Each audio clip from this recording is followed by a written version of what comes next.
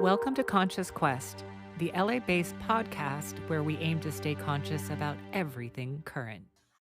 Hi, everyone. Welcome back to Conscious Quest, which is the podcast for seekers. I am one of your hosts, Sarah Parlow. And I'm Rishi and we're going to be talking about sacred sites today. Let's talk about why we came up with this topic, Rishi.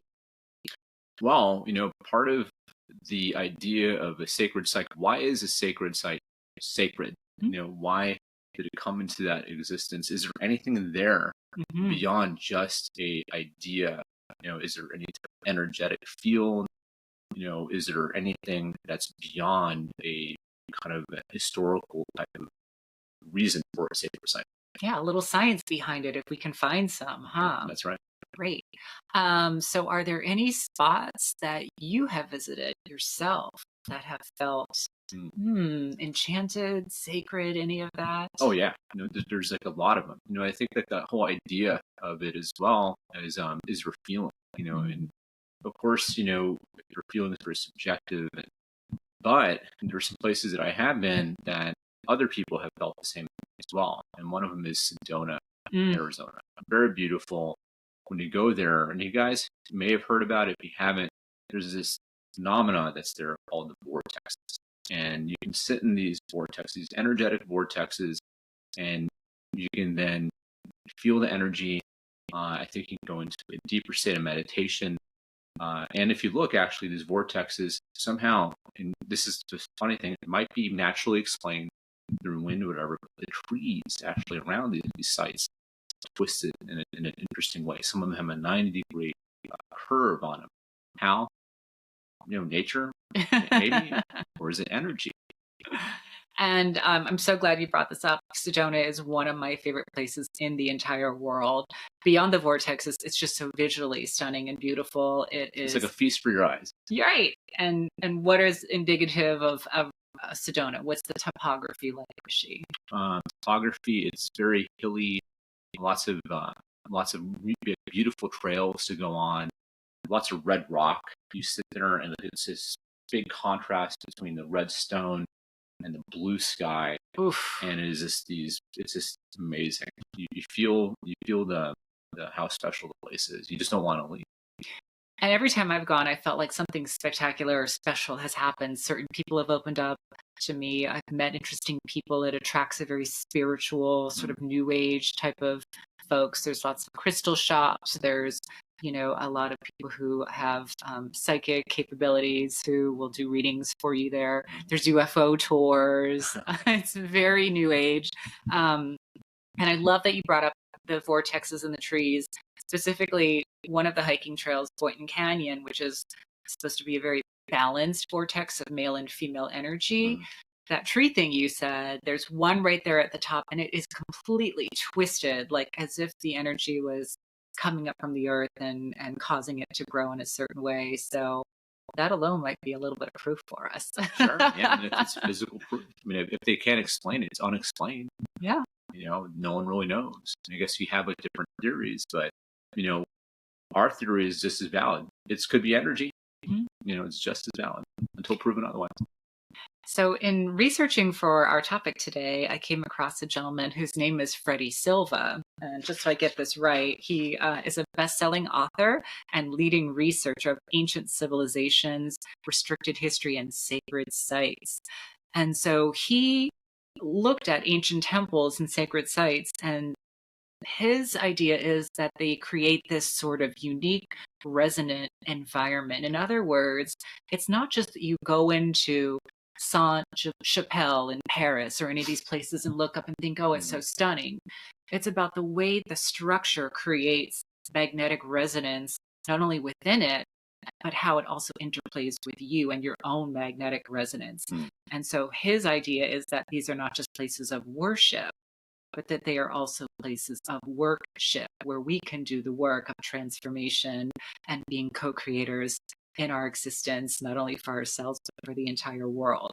And some of the things he brings up are just the power of the elements. He says moving water has a lot of really powerful magnetic qualities to it. And that's why for centuries, people have been going to, natural springs or healing waters is because the way that the water moves also creates little vortexes within the movement of the water. And that magnetic resonance is probably similar to the vortexes we talked about in Sedona. Mm-hmm. So specifically, there's some sort of angle of like 19.47 degrees. If you're interested, look up Freddy Silva, but he puts out a lot of really interesting work. Well, I mean, I think I really do believe in that, and there's a lot of energies out there, and just because it's unexplained, you know, or just because the way I feel a lot about the things that we have and we experience as humans, we can pick up a lot of information, although our scientific tools may not have been developed to be able to be that subtle yet. You know, and just because we don't have the tools yet, doesn't mean that the phenomena that we're experiencing is not real. Exactly. You know, and so again, like, you know, there's all kinds of different experiments that have been done. For instance, like I think it's Masuru about the changing of the snowflakes. I can't remember his exact name, and I'll go back and look up in a minute. But there was an experiment that was done. You know about this the snowflake? Is it about them all being unique, or it's not just that, but like the actual when the energy that you put in into particular the water itself, and you go into it and look at it in a microscope, you can see the change of the actual snowflake itself. Whether positive or negative emotion is put into it. Oh, yeah. I've heard about these things. It's fascinating to see the pictures. Sure. Yeah. And other things that have been not explained. For instance, if you were to sing to your plants, you know, or the different types of music that you actually can play around your plants, it makes a whole difference to how the plant actually grows. And so, what's the reason for that? If you play a bunch of, you know, Norwegian death metal, you know, or Finnish death metal, you know, a whole lot, your plant's probably not going to thrive.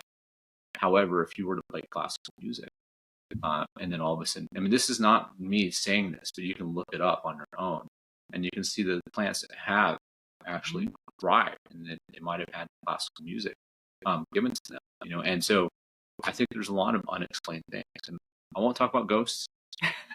Not this topic. You all, Rishi is a huge fan of ghosts. That's his thing. But I'm just saying that just because it's unexplained doesn't mean it's not real. Maybe we just don't have the tools in which to measure it yet. You brought this up. And that's right. Yeah, someone said it might be future science, which I like that idea a lot. You know, it's future science. You know, energies, vortexes, whatever we have, ghosts are future science, different dimensions, and we have these actual topics being brought up by scientists. And, you know, the different dimensions and multiverse, all these things. I mean, they're already there, brought up by physicists, not people like, you know, just fans of it, the actual measurable type of thing that can be shown in mathematics.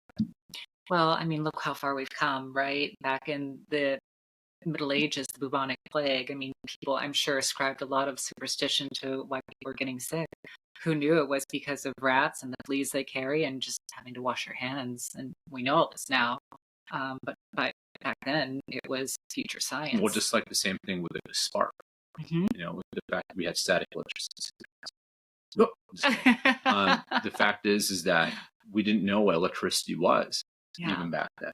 You know, and like maybe less than 150 years later, where it was a complete mystery. 200 years later, it was a complete mystery, and then now we're harnessing it. We have screens. We have these magic screens and these magic tiles that we can look at and talk to in our pocket. Yeah, it's really magical. So if you're okay, Rishi, I would love to share about something that I experienced, which wasn't scientific, but which felt really profound for me in a sacred spot. Great. So about 7 years ago, I went to India. It was one of my lifelong dreams to go to India. Just always felt connected to the culture. And it was a monumental year. I'm not going to name which birthday it was, but it was a big deal. And of course, I went there and I did all the usual places you go, which are things like Mumbai, Jaipur. I went and saw this one tomb called the Taj Mahal. Okay, yeah. That everybody knows about. Yeah, I went to Delhi, but my favorite part and the part I was really looking forward to was the city called Varanasi. And as you know, Rishi, it is a very old city, one of the oldest in the world. It actually dates back to the 11th century BC. and has gone by many names. It's been continuously occupied and lived in for all that time. Crazy, huh? So there must be something special about it. And it's had other names like Kashi or Benares, and really the reason why it is so special, it's right there on the river Ganges, which is the sacred river of India, and so it's almost like a spiritual capital of India. People make pilgrimages from all over to go and bathe in the waters and to do cremation rites there.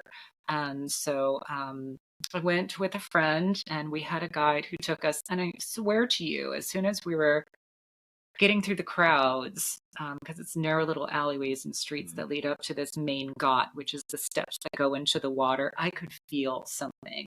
It was just alive. It felt pulsating to me. And what you did the first night, you should go in the evening and the morning.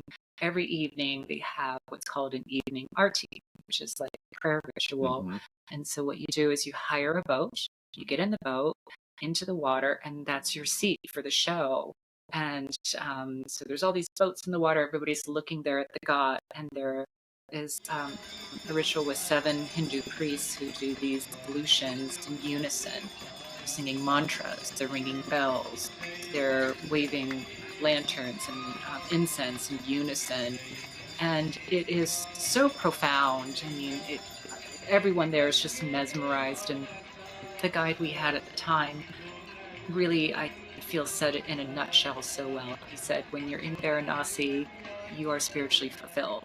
And I truly did felt that. There was just a resonance there. And I don't know if it was the water that was moving, like we talked about, the moving water and the felt alive, or the people or everything, but energetically it did feel powerful more than any other place that I visited in the world.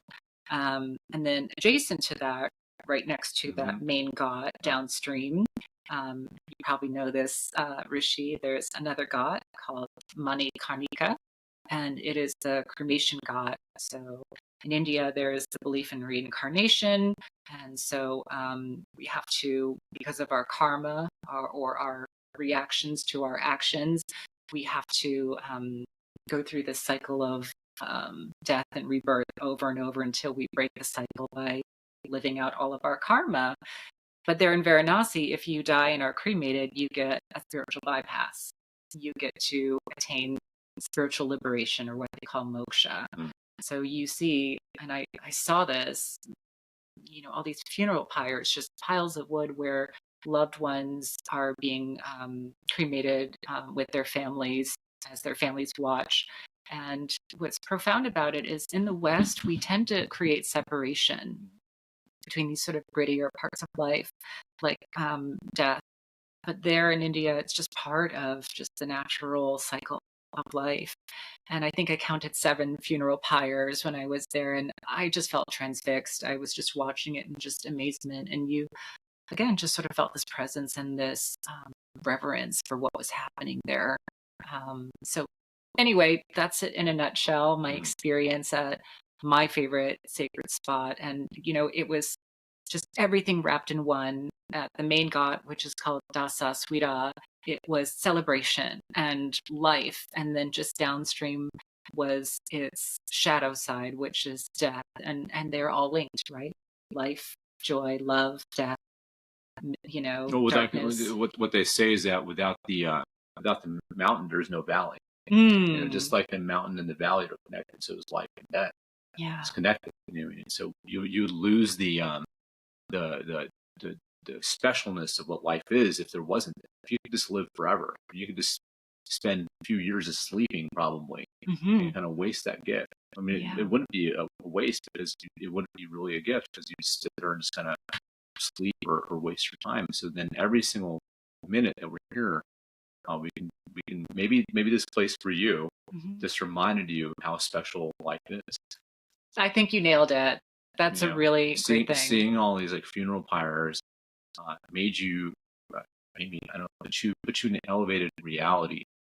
Made you quite aware. I have a friend, actually, this reminds me of a friend of mine who, when she was in residency for psychology in New York, she was diagnosed with cancer. And at that time, this is like when she was young, and in her 20s, going through her program, and she didn't quit her program to deal with this. She kept on going. Wow. And then she kept on going. It was this inner.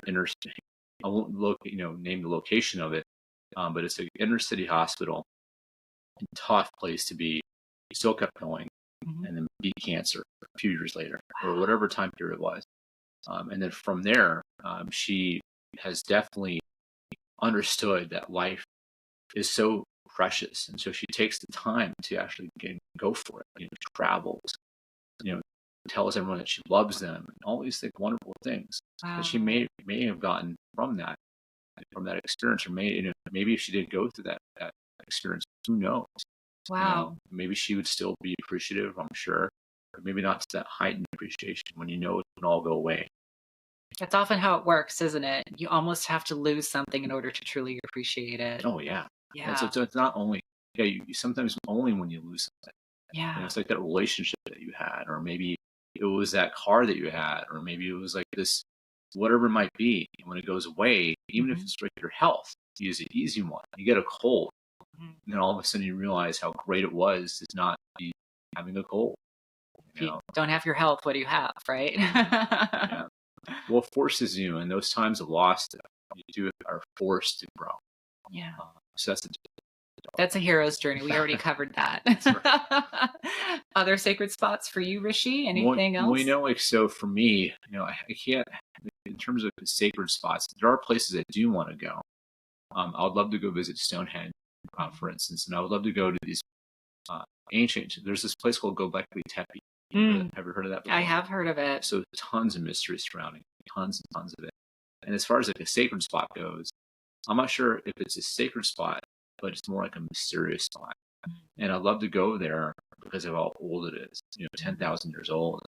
It precedes the pyramids. It precedes all these things. I'd like to just stand there and just imagine, what a place like that. Do you know the facts of Gobekli Tepe at all? I watched a program about it, but I don't remember specifics. Sure. Yeah. I'll just tell you real quick. Please. So it's a spot where it was made essentially by hunter-gatherers, right? Okay. So this is before they even had real tools. So Gobekli Tepe is what they call a megalithic site. Megalithic site could be something like pyramids. It could be like Machu Picchu. These massive, bigger than life things that were created back in the day, long like day, like 10,000 years ago.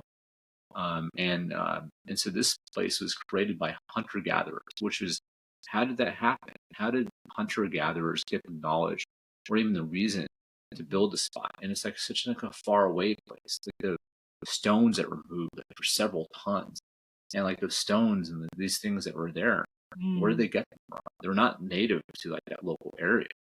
So how did they get them? Mystery. Lots of mystery. Yeah. And then of course, why was it built? Why? What did they do with it? Why? How did they get the idea of it? From that time period, incidentally, when they did build it, they went from hunter-gatherers into actually a farming community. Wow. So somehow there's a recognition for them. Wow. Something happened. Yeah.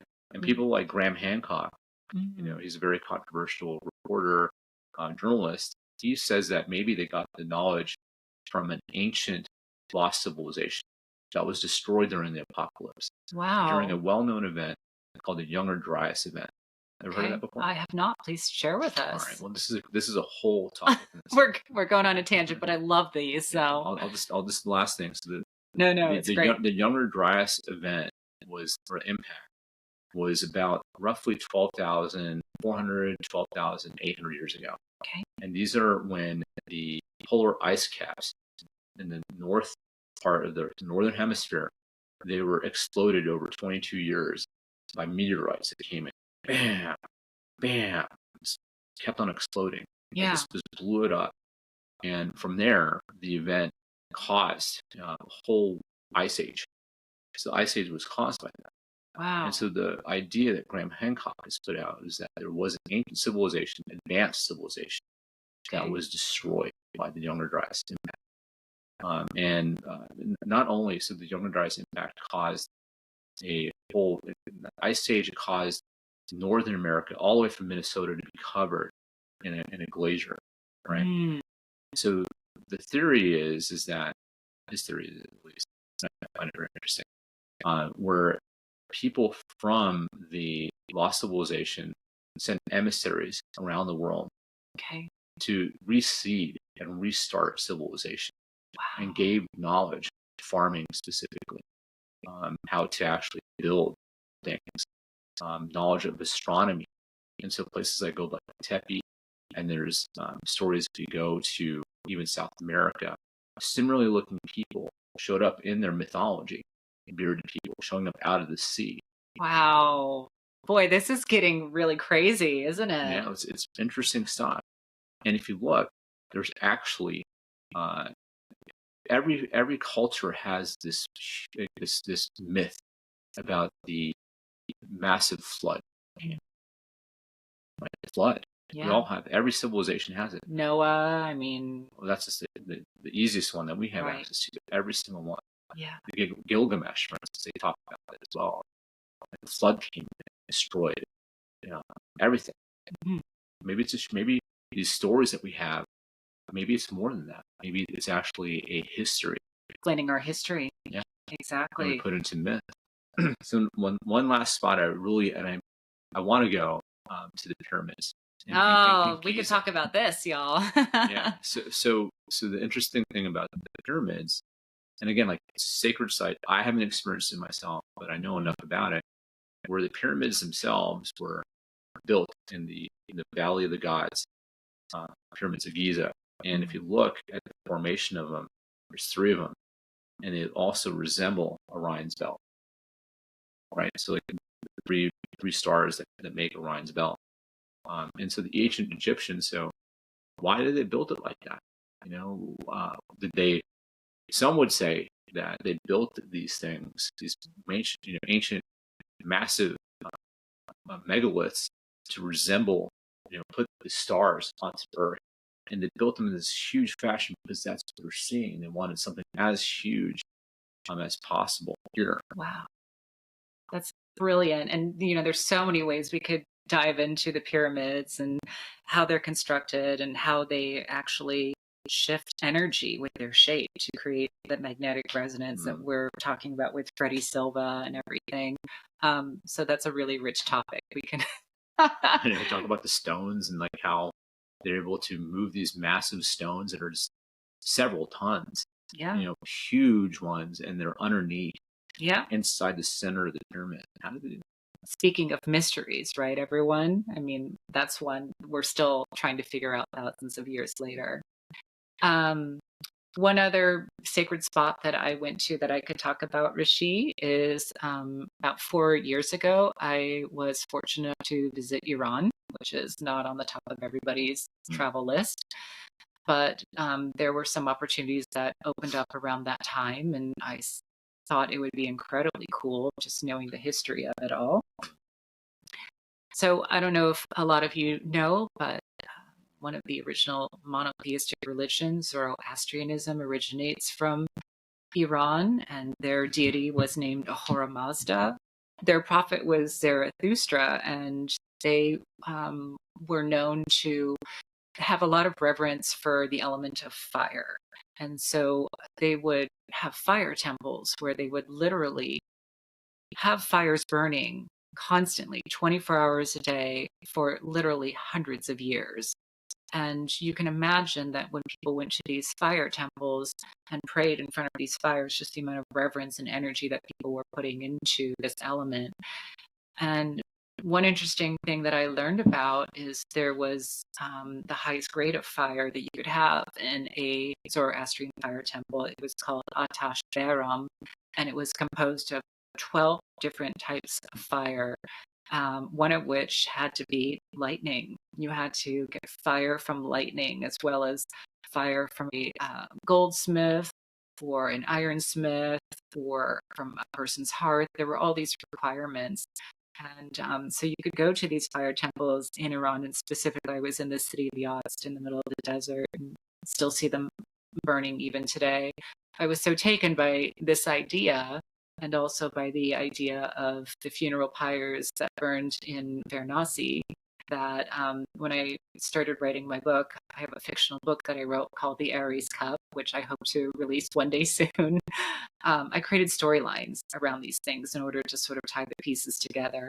I often feel that each religion or each philosophy of the world holds a little fragment of the truth.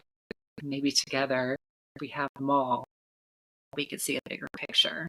But regardless, I think it's not only the element, it's whatever the people imbue that element with, that reverence, that devotion, and everything. So, Sure. I mean, I think that all religions have something. They have a lot of ability. I'm a big fan of Joseph Campbell. So, as you know, no secret. as you know, Joseph Campbell talks a lot about there's Yeah. we can learn something phenomenal about ourselves, about our place in the natural world. We can accept the changes that are happening. Mythology and religion. Religion itself. I think more about the mythology is where we can learn the most, rather than religion constructs. These things are this ritualized. Yeah. It's a little bit different. Yeah. Agreed. There's another spot that I'm not sure I'll ever go visit, but I did mention it's the suicide forest, and I can't remember the name of it. I have it in Japan. It's in Japan, y'all. Yeah, and so it's a place where people have gone. It's at the base of the mountain of Mount Fuji, and I can't remember which side it's on. And what happens for people when they go here, for some reason, people have gone, and there's been hundreds of suicides here. And I'm not going to go too deeply into suicide. Again, if you are feeling suicidal, go seek help. Call 911 or call 988 actually, or anything, and find some help. You don't need to do it. Anyway, so people have gone here, and then so what I've heard, and this is like the thing about vortexes, energy. This is a different kind of energy. So what some people would say is that the rocks that are in this area, and like the actual area itself, it has some sort of magnetic resonance that's happening here. Yeah. And so, as you know, our brain, we've heard of MRIs before, MRI, which is magnetic resonance imaging, and you can see, you can actually change the direction of the molecules, particularly the ball. Yeah. And so, if you're in a low vibrational state, already kind of depressed, not feeling good, and you go there, and it's a very quiet place, a very dense forest as well. Yeah. Before like this, though, it wasn't known as a sad place, though. But you go there, it's quiet, it's leafy. There's all kinds of stability for you to kind of get into a quiet spot. But if you're in a negative spot, you go there, and then couple that with a magnetic frequency that may be there. Yeah. Some say there's there. It might just put you in a really, really bad place. So what you're almost indicating is like it enhances whatever your state could be. And it seems like this has a knack for enhancing the negative state if people are in that space. And I did go to Japan this year in March, and one of our guides there brought up this forest. As many of you know, there's a lot of stress in Japan. There's just a lot of expectations, and so there has historically been an issue with suicide. And apparently, like, there's signs all over the forest telling people, please don't do it, think of your family. And there's even people who are supposed to patrol the area because it is such like a common place for people to attempt. But even despite all those things, it does make sense that there would be some concrete reason that people would still, with all of these barriers against it, still go through with it. So I wouldn't be surprised. Yeah, I think it's just something interesting to think about. Like, we have these energies that are out there. Whether I don't think that there's anything evil or good about energy. I think it's just what it is. You can't. A tiger isn't evil. A shark isn't evil. All these natural phenomena are not evil. It's just maybe what they do. Maybe that's just how it affects us as human beings. I find that it's an interesting topic. Yeah. It's the stories we tell ourselves about anything, right? Sure. Yeah. Yay. So yeah, that's kind of like us touching on some of these things. Sure. I mean, there's many more sites that we can talk about, and but I think for me, part of what I would like to do, especially as I'm, rolling into, it's the ability to do it. I would like to go visit these places, not just talk about them. And I think that'd be really cool. Knock Yeah. out like the seven wonders of the world, seven ancient wonders of the world. Another, I guess it's not a sacred site, but a place I'd like to visit just for the history of it would be the Acropolis. Yeah. Or go stand where Socrates drank the hemlock. Oh yeah. I mean that his stuff affected Western civilization for millennia. Yeah. It still does. Yeah. So maybe there are some sort of energetic imprints that still exist, even to this day. So, but yeah. I think overall, what I got from our topic today is that whether or not there is actual scientific type of real energy that's there, it's just more about what we take away from it. Yes. If you take away something super positive, go with it. Don't fight it. Like let yourself be taken by the moment, because there might be, your soul. I do believe in that. Your natural energy that you have, I think it does access higher levels. And whether we have the instruments to measure that stuff yet, I mean, we may never have those instruments, but we have our own instruments, and we can trust our own type of our own feelings on these things.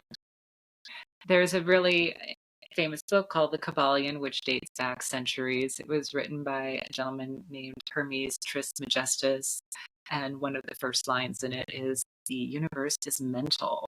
So everything is really a projection of our mind. And so if we go to a certain spot and we feel it and believe it, then, that's enough to cause shift perhaps in the physical world, because our mind is wrapped around that. Well, I mean, like, I can go into that topic as well. Please do. We got a few minutes. So, and for instance, like there is an energy exchange. Yeah. Heat is energy. Yeah. Heat is energy. We give off energy. I mean, if you don't want to think about vibration and like these other higher levels of vibrational forces that are out there, well, think about their heat exchange. I mean, we're exchanging heat. You go in the same room with somebody, you're exchanging energy with that person. Yeah. Including light energy. Light is a photon, right? It's a particle and it's a wave, and it bounces off of some other object, and it then bounces into your eye. And even when it bounces back to your retina, it's still being transcribed, and then it changes something in the retina. It shifts the cones and the rods in a certain way, and all of a sudden you're interpreting that energy is what that is. Hearing something, that is an energy. That's a wave. It's going into the air. It's moving, oscillating air molecules until it gets your eardrum, and you're interpreting that. Everything is energy. Yeah. And you're bringing up a lot about vibration. And so one of the clearest ways we experience vibration is through sound. And it is interesting that in India, prayer is in the form of mantra. It's in the form of these sort of sounds that are chanted over and over again. And the interesting thing about Sanskrit, which is the ancient language of India, is it's considered a sacred language. It's a language that is not based on commerce, like most other languages in the world, and each sound has a sacred impact. And so these mantras are not just words, but may have really actual three-dimensional impacts, the vibration of them. And you brought up the perfect example earlier when you talked about the water molecules. Exposing it to a certain vibration through sound or intention literally changed the shape of the molecule. And I will point out, everyone, that we are 75% water? That's right, yeah. So they say that if you take out all the air from us and the water, I mean, it's just like minuscule little amount of actual matter that we're made up of. We truly are, water and vibration. So I would say take caution in what you're absorbing, and how do you keep yourself, in a place of harmonic resonance, and hold your attention there. I agree. I think I said it better myself. Thank you, everyone, for joining us. This has been a great episode. I hope that there were some pearls there that all of you gained. And I don't know, if you have the chance, please, when your heart tells you, go visit a sacred space of your own. You could even make one in your own house. Maybe that's our takeaway, is having some water, some incense, or some living thing like plants. Make your own temple in your house, and find your harmonic resonance right there. Anything you'd like to add, Rishi? Just trust your own perspective. Trust it. Trust your feelings. If you're really feeling something strong, it's probably something real. And just because no one else can feel it, you can feel it. So just go with it. It's okay. I love that. Thank you, everyone. We'll see you next time. Bye, everyone.